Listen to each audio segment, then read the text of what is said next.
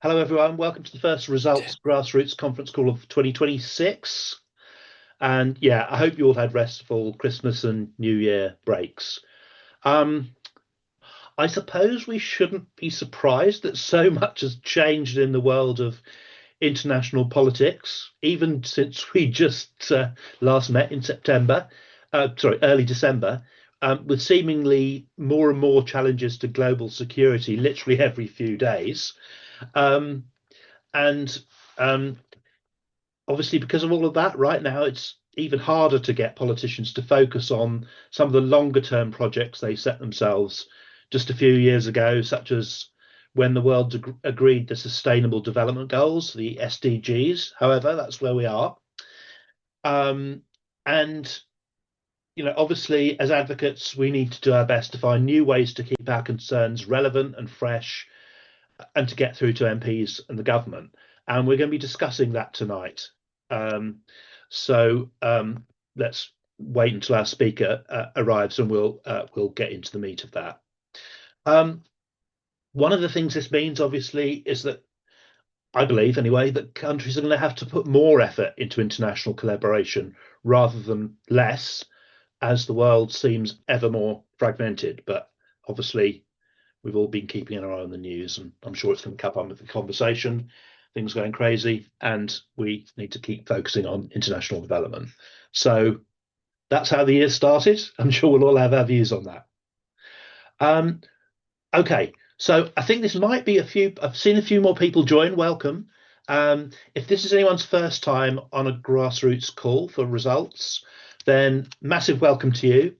My name's Naveed Chowdhury, and I'm the head of campaigns at Results UK. I'll start off with a few housekeeping messages. Um, First, yeah, keep yourself muted if you can during the call.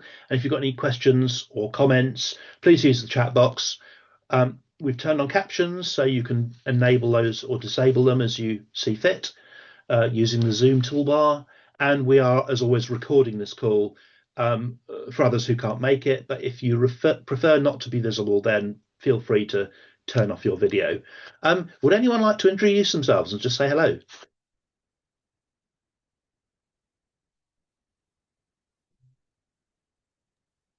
I can. Um, I mean, I'm not a. I'm Will. I'm a. I also work at Results. I'm the campaigns and communications officer.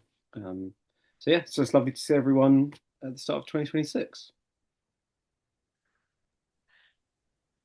Hi there, I'm Jill. I live in North Cheam, which is in southwest London, and I'm a member of the online group. Hello, Francesca. Nice to see you.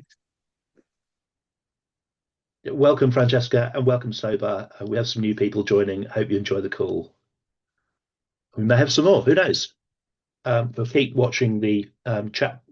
Not chat box. What am I talking about? The waiting room, and make sure we let people in. Anybody else like to say hello? It's not compulsory.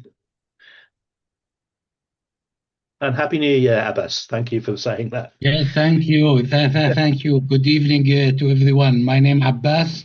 I start with the result since maybe 3 years ago, and I am calling you from Cardiff.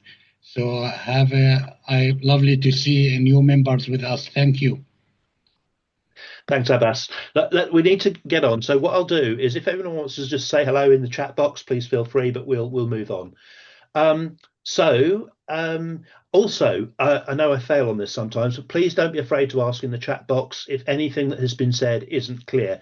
We use far too many acronyms and jargon terms in international development, don't we? So it's always good to be called out on this if something slips through. So again, we'll try and keep our eye on the chat, and if we get anything that's explained that not been explained properly, we'll have a go at coming back to it. Okay. So before we go into the main topic of this evening's call, I'm going to do the usual, which is to share some news about what's been going on in results, and in particular, some of the things that we've been getting up to in the London office, the staff-led advocacy that complements and is in parallel to your advocacy around the country in the towns and in the constituencies that you're in. So firstly, some of you know about this already, but we were delighted to hold an event in Westminster in December, launching a series of reports called Good News on Nutrition, that our colleague Sumit Bagri had been working on since early 2024, I think. So together, these three publications show how, despite the many challenges there are to fighting malnutrition around the world, there are, in fact, a number of practical things that donor governments such as the UK can do, including, so can do right now, essentially, including programs that target women and girls specifically, programs that integrate nutrition with other development programs such as education. So that's essentially delivering nutrition in schools and in preschool feeding programs. And lastly, some of the many things that can be done in very difficult situations, such as in conflict zones. Some of those ideas, some of the sort of solutions might sound like they're a bit technical, but actually these are fairly short, accessible papers. And I'm going to put a link in the chat box to the series in case you'd like to read them for yourselves. And in fact, they're certainly suitable for busy MPs to read. So that's why we launched it in Parliament. And yeah, if you want to have a look at them or share with your MP, then please do. There were a few people from this grassroots network in the meeting, in the audience. And if any of you are here, I think one or two of you may be, would you like to, I don't know, say what you thought about the event, explain what it was like for you to be there? Yes, it was very interesting. We had the MP, whose name Anna, was it, from Cornwall, who was at our summer gathering, and we also had the gentleman who's the chief executive of the French charity, Naveed, that was at our summer gathering. Yes, MSF, is that right? It was Action Against Hunger. Action Against Hunger, thank you, you're right. He was at the summer gathering. So we're getting to know all the people now. No, it's very, very good. Thanks, Richard. And anybody else? Any other views about it? Yeah, it was a really useful meeting. Obviously, we all got to meet with each other, but Sunit was there as well, and he is obviously author of some of the reports, and so I got to talk to him quite a bit in some detail about some of the work that he's been doing, and yeah, it was good to be there. Thanks, Tony. Well, thank you all for being there. Really, I think added to the event, as you say, mix of different people, both in NGOs and politicians, and yeah, and thank you for supporting that. That means a lot.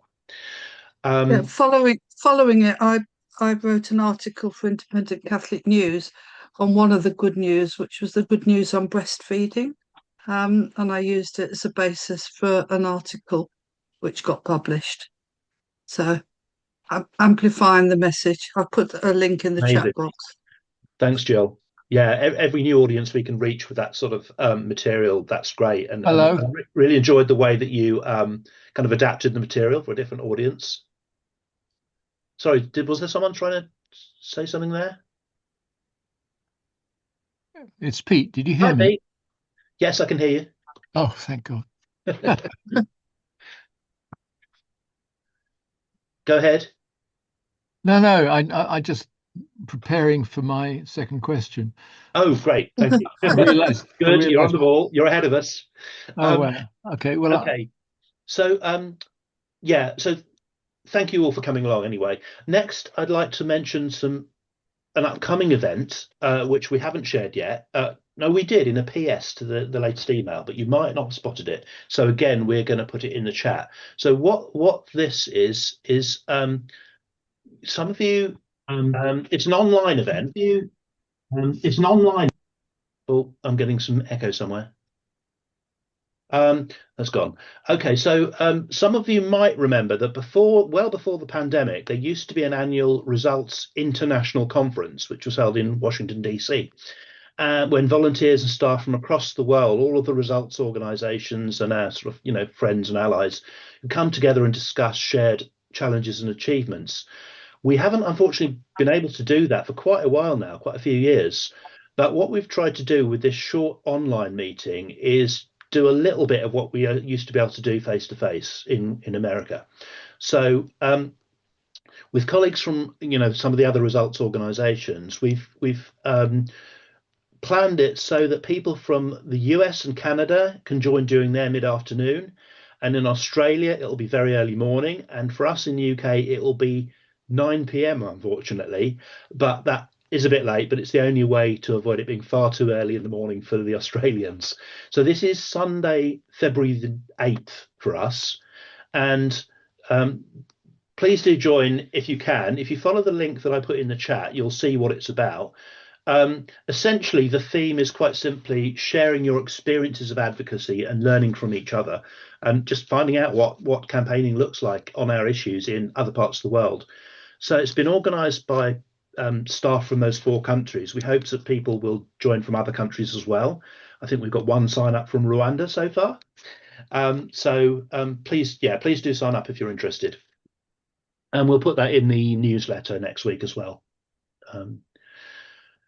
The next thing I wanted to say is that you may have received, if you're receiving emails from us, you may have received a Happy New Year email from our CEO, Kitty. And obviously we like to sort of have an end of year message from her, setting out the challenges facing results this year.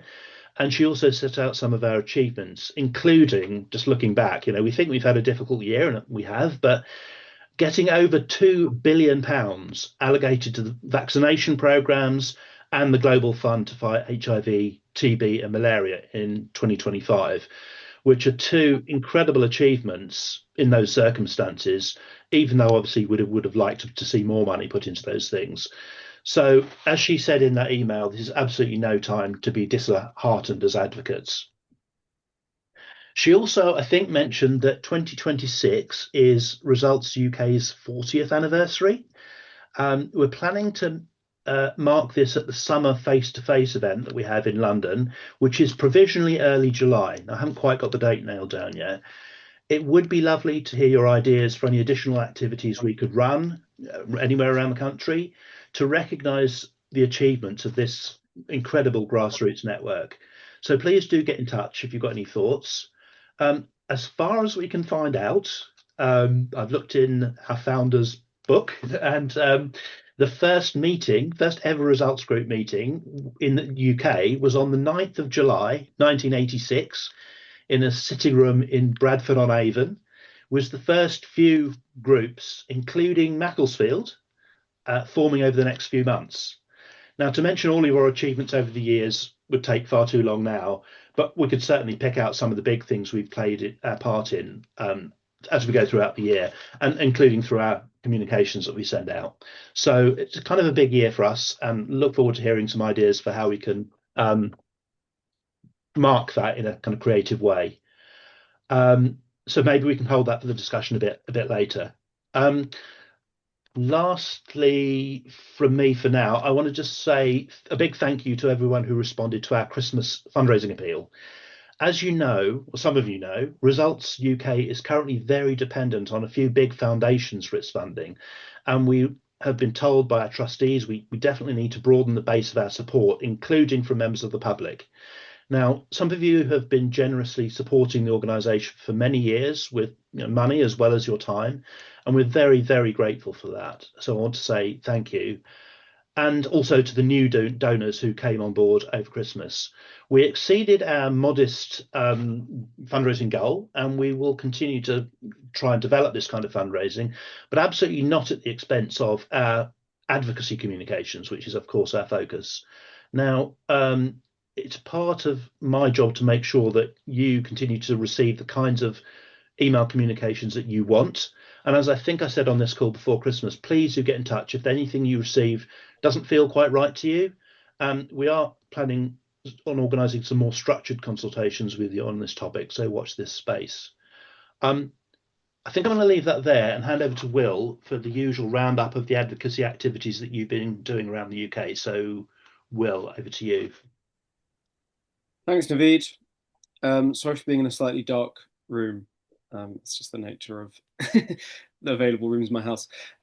So first, in last month's action materials, we asked you to consider planning your advocacy might look like in 2026. And I was wondering if anyone wanted to share the thoughts on this so far. We're obviously only a few days into the new year, so you might not have had your planning conversations yet. But if anyone has kind of kicked that off, I was wondering if anyone wanted to share maybe their priorities for this year in terms of advocacy.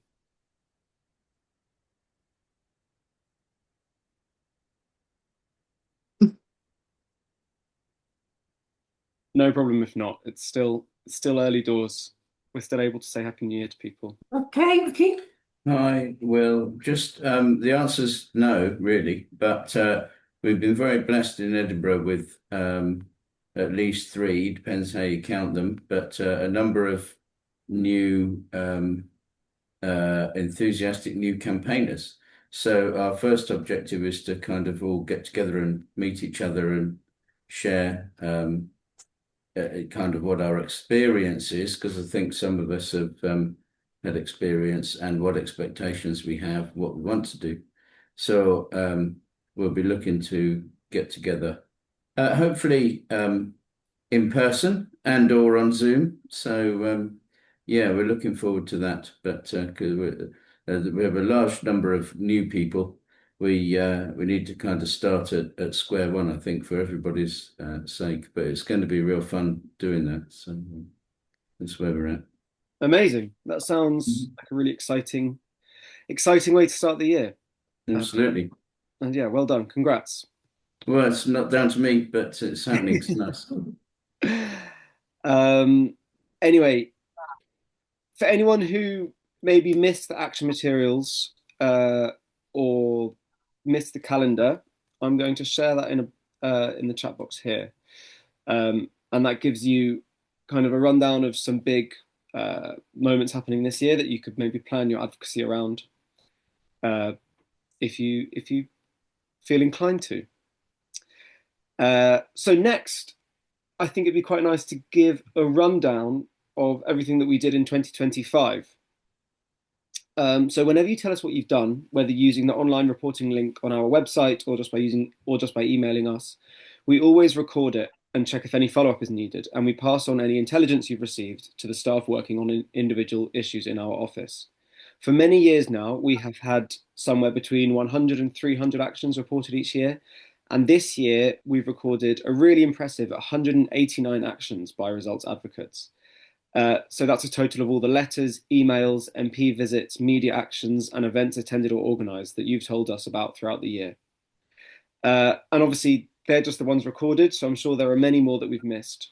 So that's great credit to you all, especially as the network is smaller than it was a few years ago. So to still be nearly at 200 actions a year is really fantastic. Obviously, we know that not everyone feels they want to tell us when they've taken an action or received a reply. But it certainly does help us plan the way forward. So a big thank you to everyone who has taken action during the year.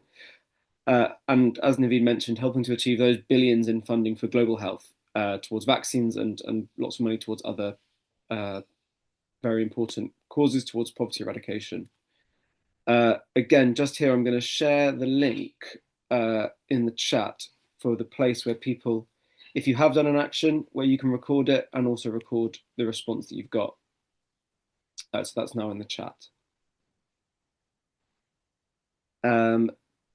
Next, from looking backwards to looking forwards, the first 2026 meeting for the London Results Group will be next Thursday, so the 22nd of January at 6:30 p.m.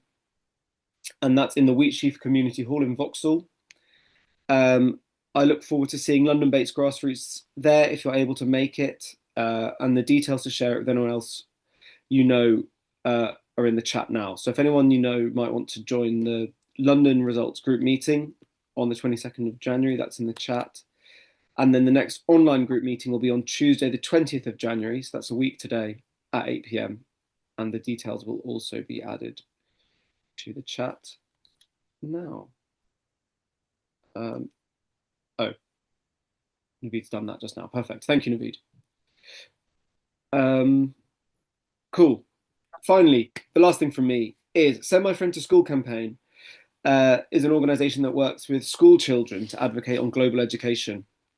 And it's now 25 years old. It's an organisation that we host, so we work very closely with them. And it's celebrating its 25th anniversary with an event in Parliament next Wednesday. So that's the 21st of January from 10 till 12, 10 a.m. to 12 p.m. And all of you are welcome to come along if you're interested. So again, if you'd like to come and celebrate the 25th anniversary of Send My Friend to School, which does engagement in kind of parliamentary engagement with school children, you're welcome to. And I think Naveed has just added the link in the chat there, so I won't do it again. But yeah, do click on that link if you're interested, because I think it's a really interesting. It'll be a fun day at Portcullis House. So yes, that's all from me. So back to you, Naveed. Thank you very much, everyone. Thanks, Will. And yeah, I would second that. Thanks for all of that, all of your hard work and all of those actions throughout the year. So it's high time to get into the discussion of this evening's topic. And back in October, you may recall, I'm just slightly dialing back a bit, that we welcomed the new Foreign Secretary, Yvette Cooper, into her role.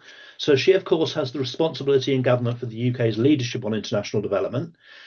And we explained to her what we felt the main concerns are in international development that we have and how international development is done. And then we followed that up in an action in November, raising the particular impact of poverty on women and girls, which is an issue that we believe resonates with her, via letters to MPs, and hopefully they transmitted their concerns onto her. So many thanks to all of you who took part in those activities. For reasons which our guest speaker will explain in a minute, we think that now is a really good time to push her once more on the way that the UK's international development work is conducted. So we started that conversation back in October. And on tackling the barriers that prevent some countries from achieving their own economic and social development priorities. So to take us through this, I'm delighted to welcome back Lucy Drescher, who talked to us about the government's reshuffle, some of you may remember, and its consequences for our advocacy work, and back on the October conference call. So most of you on the call know her. Lucy is our head of parliamentary advocacy here at Results UK and leads on our government relations work. Lucy, I can see you're there. Welcome. Yes, thanks very much. Lovely to see you all. Well, thanks for being with us, Lucy. And I hope my introduction to the topic is a good way in. But as usual, we're going to take 3 pre-arranged questions, which will allow us to explore how the advocacy we're doing looks like in the start of 2026, and how we might want to persuade the government to think differently about its international development responsibilities. And so I am going to hand over to the Cheshire group to ask the first of our 3 questions, which as always we've asked our speaker to consider in advance. So over to you, someone from Cheshire. Hi Naveed, it's Jen here from Cheshire. Hi, Jen. Hi Lucy, thanks for joining us again. So our question is, the world seems as insecure as ever as we start the new year. So how can we persuade the UK government to focus on poverty reduction as well as defence? So I think this is a really important question because they've taken funding away from poverty reduction and put it to defence. So we need to think about the money that's left. So they've gone from 0.7 to 0.5 to now heading towards 0.3. And we need to hold on to that 0.3 and make sure it is focused on what we believe it should be focused on, which is poverty reduction. And I think there are kind of 2 ways that we can talk about it, but we probably need to talk about both. And the first is the one we're all more used to, which that it's morally the right thing to do. It's the right thing to care about other people, to care about people who don't have access to good healthcare, who don't have access to education, who therefore don't have opportunities in terms of developing their lives and a chance to achieve what their potential, let's say. So I think that there's that moral case that I think we're probably all very familiar with, and what brought us into this kind of this work and this campaigning. But we also need to have a think about the fact that this government and the MPs and the ministers all feel under a lot of pressure from the right wing, from Reform and other parties who are really questioning that and really question that way of seeing things, that we should care about people in other countries. And I think, therefore, we need to also be thinking about the position of the UK and the fact that the UK has had a really strong position in terms of its development work. When it was DFID, a bit before they merged the departments, the Foreign Office and DFID, and made FCDO. Wherever you went and visited programs or visited embassies and heard about work, everyone would say what a great reputation DFID had in terms of the type of programs they worked on, the transparency, the way that they were built in a way that could continue. They were designed in a way that can continue a sustainable way. And that is something that I think we have a fear of losing, and actually losing that position of actually the UK being respected and being a good partner. So, as I say, when I've been on trips with MPs, we would hear from staff on the ground, we hear from partners that the UK was a good partner to work with, and that they were respected and did good services, high quality, all that kind of thing. That's the kind of thing we would hear. And I guess we want to hold on to that as continuing to be important. And I do think that the government and MPs and others, when you talk to them, do believe in that, do want the UK to be respected and to continue to have that kind of position. There's also another element to that, which is that it's become very important since Brexit and we left the European Union, and it's become very important that we have trading partners and we have trading relationships with countries. And that's not just countries that are immediately close to us, countries all over the world, it's important for us to have trading relationships with. And that is very key for the government at the moment. And yet, if we talk about some of these countries, some of the countries that are in Africa, in parts of Asia, they won't be able to be strong trading partners with us if they don't have an educated workforce, if they don't have a healthy workforce, if people don't have opportunities to actually achieve things in terms of not just economic development, but furthering learning and all those kinds of things. We need all those aspects within a country for us to actually have a good trading relationship with them.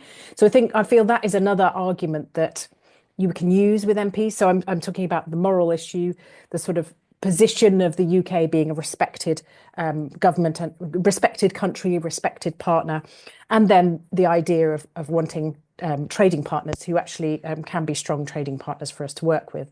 I think some of those are kind of the arguments you can use. And we're building up to Yvette Cooper organising a big conference about international development. This is something that David Lammy started to plan because he wanted to look at how, when we've decreased the funding and when we're in a bit of a different position, how do we see development? How do we see our relationship with countries that we're providing funding for, and that kind of thing? And it's something that Yvette Cooper has chosen to continue. It's something she has decided she would also like to organise this conference.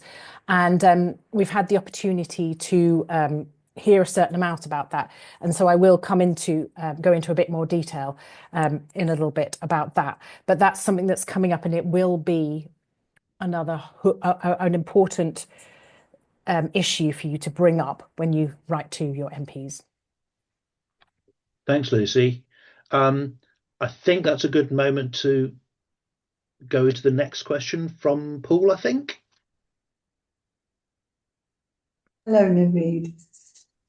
Hi, Helen. Hello. This question is, how can this conference that's going to happen, how can it make a difference, and can we influence it? So it's a very, very good question. How can it make a difference? They've chosen to make plans to organise a big conference for 2 days.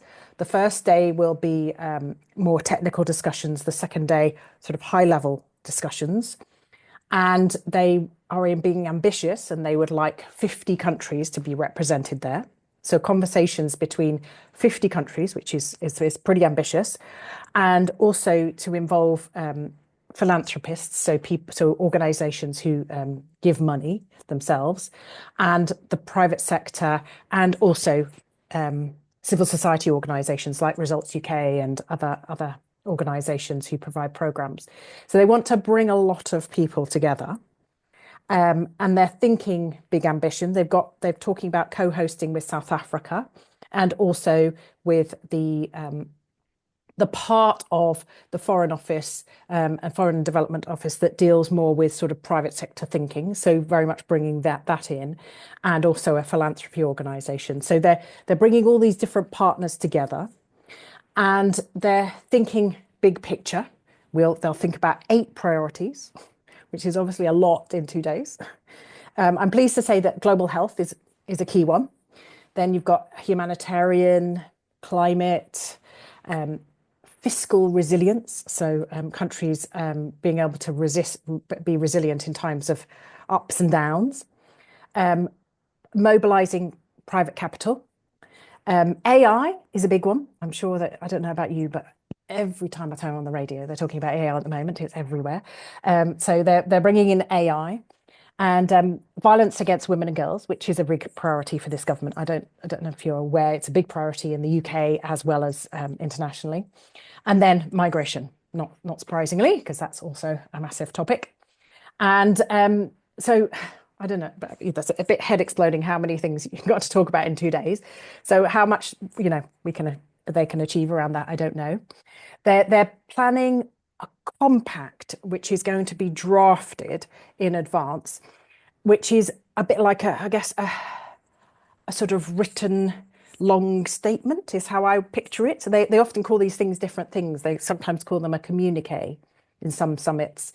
In some places, in this place, they've decided on a compact. I guess a compact because it will have agreements within it. It will have things that countries and organizations ideally sign up to. And they really want this to have a clear purpose and to work for everybody. And to, if there's any money mentioned, that it will be transparent and that countries will be able to rely on that money. So they talk about predictable and transparent financing. In other words, that it can't come and go, that money, which is obviously donors are not doing very well on at the moment. But yes, and so they've got high ambitions for this. So therefore, I think it could make a difference. I think it really could. I mean, I really hope it can make a difference. But I don't know about you. I'm not hearing anything about this on the radio. I don't know anything that we're not hearing about it anywhere in the public at the moment. So therefore, I think many MPs don't necessarily know about it yet, who aren't immediately involved in development work. So I think you can have a really good role to let them know it's there, and that they can have a role to try and to put pressure on, to try and persuade ministers to make sure that it really does make a difference, and that they really are pushing for the compact to be meaningful and have things in it that actually can make a difference, and that it's realistic, that we don't, I don't know about you, but sometimes you read about these big things and you think, really, are we going to achieve that? Are we going to achieve that? That actually we feel comfortable that it can be achieved. So I do think it is worth your while telling MPs about this and talking to them about it. And if they already know, then great, asking them to engage with it, asking them to ask questions about it and think about it. You can't read the compact yet, Pete, I'm afraid it's not available. They're still working on it, not surprisingly. This conference is planned for May, and the first time that civil society really started to hearing about it was December, and that was when the team within the Foreign and Commonwealth Development Office had gone to meet Yvette Cooper, and they'd made plans. So really, the plans have only been being more concrete since December. So it's all very quick. It's all quite fast moving. So I'm afraid you can't read anything yet, but hopefully things will gradually appear. And as soon as they do, we will keep you updated as soon as we know more, because we gradually hear things through Bond, which is the organisation that represents all of us, that brings all civil society organisations together, and that very often the government will consult directly with them because it's an easy way to talk to lots of organisations. So we will hear more through them. So I guess what I'm saying is, I think it can make a difference, and it's up to us to try and push on that and try to make sure that we've done all we can to. Was education one of the priorities? I'm afraid not, Jill. No, afraid education was not in there. For the you mean this meeting around the conference? Is that what you mean, Jill? Yes, I've only got 8 things written down. Oh, right. So there's only 8. There isn't education, I'm afraid. Education. Right, yeah, I don't know which one I'm missing. I thought Yes. it might be education. So health, humanitarian, climate, fiscal resilience, private capital mobilisation, AI, violence against women and girls, and migration. There is only 8. Okay, thank you. It's disappointing that education isn't in there. And I think one of our messages with our education work is going to be, where can we make sure education at least raised, and considered and thought to be important. And I guess there are areas where we can fit that in, certainly within humanitarian, education can be raised, but it's a question we'll have to keep raising and thinking about where it can fit in, because it's disappointing for us that it's not there. Yeah. Thanks, Thank you. Lucy. I'm sure this thing is evolving, and I'm sure we'll unpack a bit more about what it might or might not be able to do. It feels very amorphous at the moment. I'm going to hand over to Stort Valley for the 3rd question, I think. So now's your moment, Pete.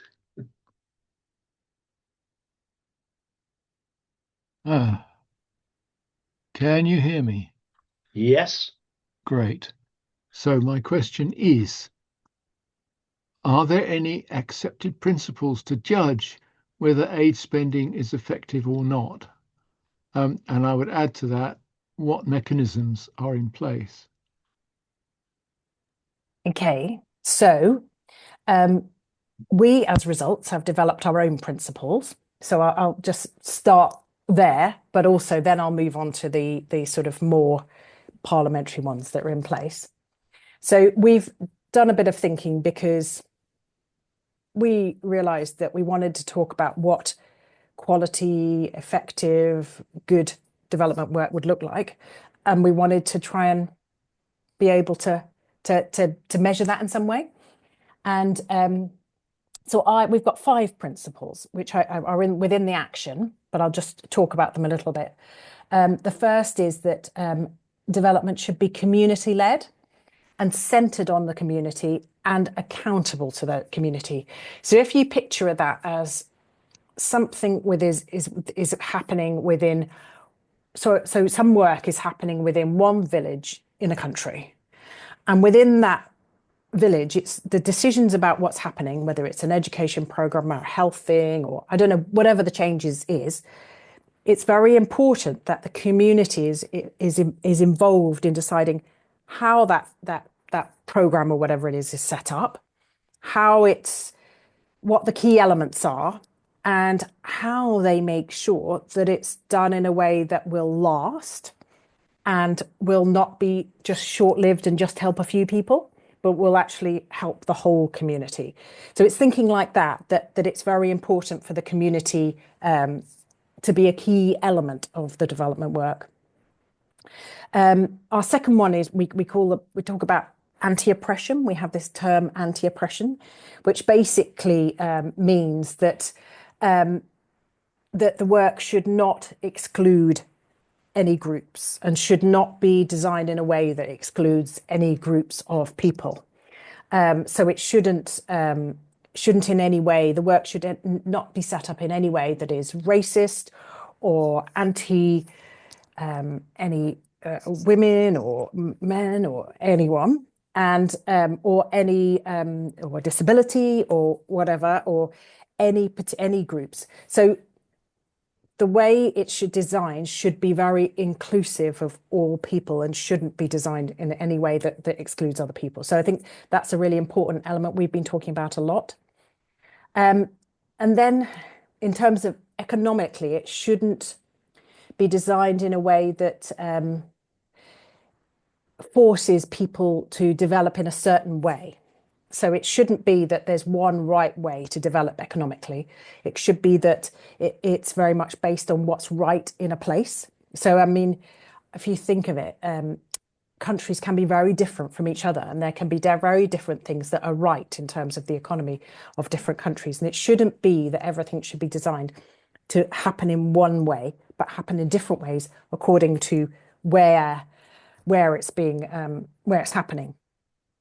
The fourth one is about climate, that all development should make sure it's aiming towards net zero, aiming towards not damaging the climate, but actually supporting the climate instead.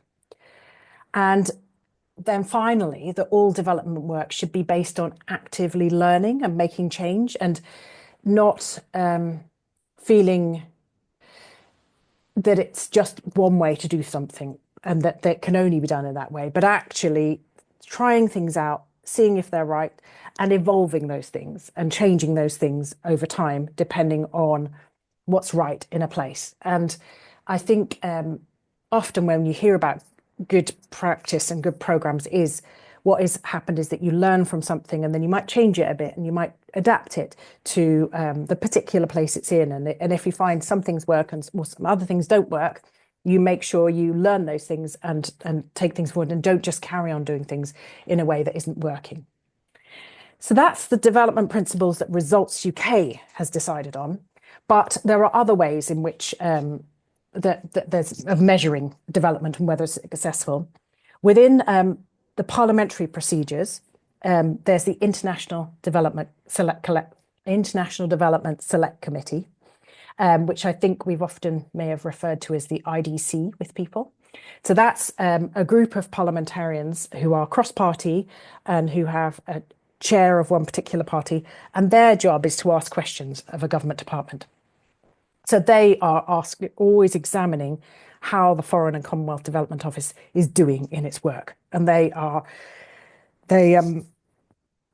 will ask difficult questions. They will also be supportive, and they will be trying to raise up good examples of things.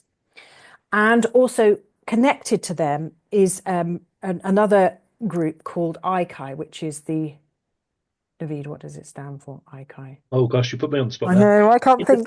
Independent Commission for Aid Impact. That's right, brilliant. ICAI. Yeah. Yes, and so they will look in more detail at particular programs or ways of doing things and examine, and they will take, in the same way as the International Development Select Committee does, actually take external viewpoints and find out what's going on, but they might home in on one particular area. For example, I went along to one at one point, which was examining the work they were doing on girls' education in particular, and they looked at lots of the programs that Difford at the time was paying for, and to find out how good they were, how much they were set up for local governments and other people to take over the programs, that kind of thing. So they are another mechanism that looks in detail. So you've got the IDC, ICAI, and then you've also got Dev Tracker, which is the place you look for how the money is being spent.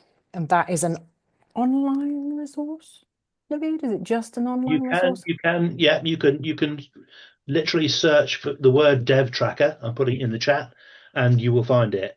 And it's got more information than you could shake a stick at. The question is, of course, interpreting it. Can you find what you're looking for? Absolutely. So yes, so that's another source of accountability.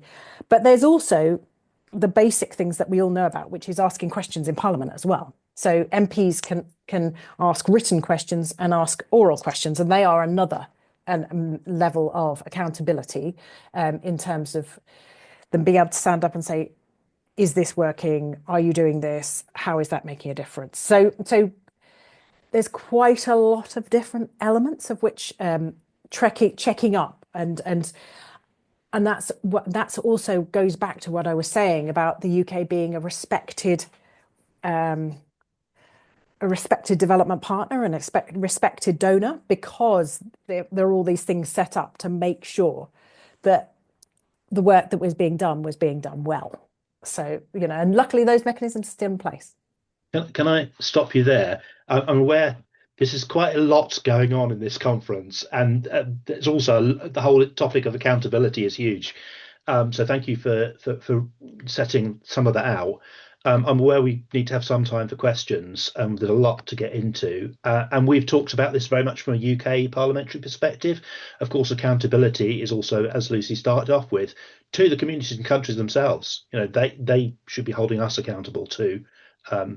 For what the UK does, essentially. So, yeah, Lucy, thank you for those opening answers. I think if we do the usual and open it up to questions from anybody, I'm sure you'll have tons of questions. And as always, you can just open your mic and ask a question. You can put it in the chat. And you can also text me your question if you'd prefer me to read it out. And I've just put my phone number in the chat, which is 07906 662 571. So I'm going to just open it up there. I have a question straight away, Naveed, if that's Go on, okay. Ricky, yeah. So when I was being a student, one of the professors said, and I'm sure you will have heard of this as well, Lucy, what really counts can't be counted. What can be counted doesn't count, which I think is, I really like that. But what it means, of course, is that when you're trying to kind of nail down accountability for really effective international development work, you kind of can't, because somebody wants to say, how many houses were built, how many children were vaccinated, and those aren't really the valuable measures. So a lot of it is just in being politically strong, being able to make the case for properly funded international development. And a lot of it is things like managing the media. And it'll take us all the rest of our lives to just keep pushing this, because we want good quality stuff and not stuff that can just be counted up by accountants. That's not a question. I'm sorry that it's not a question. But have you got any comments? I completely agree with you. And I think you make a really good point. And it is always the hard part of making the case. But it's so important to make the case. And whenever we have the opportunity to meet with ministers, I think we do talk about the fact that the government also needs to show how good the programs are that it's working on. And, or how good Gavi is, how good the Global Fund is, or, the kind of work they fund, what a difference it can make.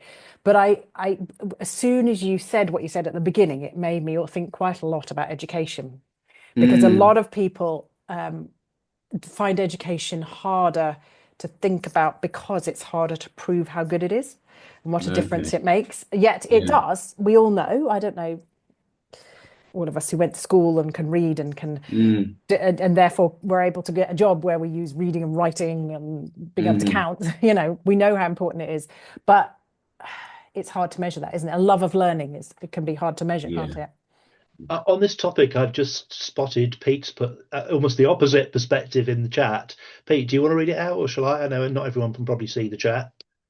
Yeah, well, okay. When I were a lad, there used to be specific standards that we used to measure development success, such as the number of roofs in the village or in the community, and what sort of roof there was, whether it was a tin, corrugated, or whether it was straw, or whether it was plastic, and what sort, and if the home had windows, and they were incorporated into the metrics that were used, I believe, by the World Bank.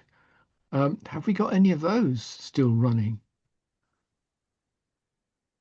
Do you mean programs that provide a specific number of things? Is that what you're all sort of? I'm saying that these were used as measures to know what you're achieving. Yes. I think those are definitely still in place. They will often be around how many children vaccinated, or how many so within global health, I'm thinking, like how many children vaccinated, how many children receive treatment for malnutrition, how many people receive all different types of vaccines, or a test for TB or something like that. You can measure those kinds of things, and that still definitely happens, yes. I think this whole question of, if you like, monitoring and evaluation is a really big one. And I think we often hear that we need both those qualitative measures as well as the quantitative, the numbers that say, actually, are we delivering? Are we getting value for money? Are things actually changing on the ground that you can measure? And so you kind of need both. If anyone is interested in this topic, we can maybe point to some resources. I can't think of anything off the top of my head that I can put in the chat now, but I would like to move on so we get one or two other questions in. And I see, Francesca, you've got your hand up, so over to you. Thank you. I completely agree that it's very important, obviously, to go forward and raise these issues to MPs and other politicians around your areas. However, at what point do we also move forward with not only ensuring that we are talking about international development, but about the fact that the right voices are heard? I believe that especially when it comes to being in Western countries and areas that like to talk about international development, unfortunately, many of the times we do not know the true necessities of the regions that we're trying to support. So how can we really like put that as one of the priorities within international development? So Francesca, you make a good point, and I think it is something. So when I talked about one of our principles being anti-oppression, that's a lot. As an organization, we try to think about that a lot. And whenever we're organizing an event, we would always want to have voices of people who are affected or are working on the ground directly. So the event, the nutrition event that some of the campaigners came to in January. Was it? No, well, before Christmas. Sorry, my brain is like, I can't think. One of the speakers we had was speaking directly from Côte d'Ivoire. And she works for one of our partners in Côte d'Ivoire. And she added an awful lot because she was able to talk directly from what was happening in her community and the work that they were involved in. And then we always try to make sure when we do an event about TB, we try to involve people who are directly affected by TB or work directly on the ground with TB. So I absolutely agree with you. And I think as an organization, we've been thinking quite a lot about the fact that it's those people who know what's best and what needs to happen in their communities. And then we really need to listen to them, and we really need to know what the right thing is from them. And so I absolutely, I guess I'm just absolutely agreeing with you. That's great. Thank you. Thank you. And as we heard from Lucy at the beginning, we don't know exactly what this conference is going to look like, but I'm assuming that if we can get those 50 countries and the right people from those countries, or knowledgeable people from those countries, to be part of it, then that will be one way of making sure that those priorities are on the table. And some of that's going to be quite challenging and political, right? I mean, for example, people talking about some of the systemic barriers to overcoming poverty, which aren't just about development programs, but about their economies, that could be about debt relief and things like that, and economic development. So this could be quite a big and challenging conversation. We know that the government are going to want to manage it, and we don't want that to stop those kind of perspectives coming out. So I think it's a really live question. Thank you. Okay, so on the political side, I've seen Jill's put in the chat. Do you think it's important to get as many people as possible saying to MPs they support international development, and should we be reaching out to other groups to come along with us? So I assume when you say come along, you mean come along to meetings, because we're suggesting ideally people meet their MPs rather than just write, although of course that would be good too. I think you're absolutely right, Jill. It is really important to get as many people as possible telling MPs that they support international development. Lots of MPs are saying to us they don't hear from constituents enough on this issue, and that ministers are also trying to say that. I mean, I think they're partly saying it as an excuse, but we can't give them that excuse. We have to, I think it's really important. And if more people could come, definitely better. So yes, absolutely, Jill, definitely. Thanks for posting that. Kathy, over to you. Oh, thank you very much. I was horrified when Keir Starmer said that what people in Britain care about is cost of living, because Of course, they care about the cost of living, but it's not the only thing they care about. And actually, I know from talking to my MP, the thing that he gets most correspondence about is Palestine. And I actually think that it's a really unfair sort of division of what do people care about. They don't want their children being taken into military service and sent to Greenland or whatever. There's lots of things going on at the same time. And actually, I really wonder how we can actually harness all that anger and upset and concern and the actual the goodwill that there is towards improving lives, instead of letting the agenda be written by people. And I really worry that is there a voice in Parliament that's really saying, actually, it's not as simple as on the doorstep, people just ask me about cost of living. It's not true. That's not what people care about. They're going to the wrong doorsteps if that's all they're listening to. So I know this is a rant rather than a question, but is there anywhere that's actually trying to represent the actual concerns of British people, which I think are being underestimated? I agree with you, Kathy. I think they are being underestimated. And I think increasingly MPs are starting to be a bit stronger on this.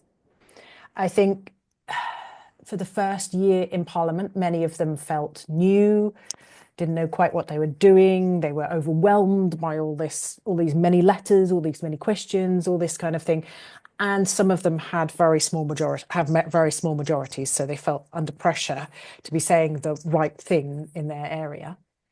But I think certainly the Labour MPs are getting a bit braver. They're beginning to realise they're part of a government that has a really big majority, and they're not always needing to go along with everything. You know, that actually their government probably will win anyway, but you know, they can speak out a bit more.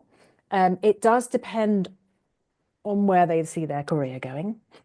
So if they want to go into government, they might be less willing. But voiced in the right way, I think they could also say things even if they wanted to go into government personally. But you know, because I think you're absolutely right, Kathy. I do think people aren't just as simple as that one thing they care about.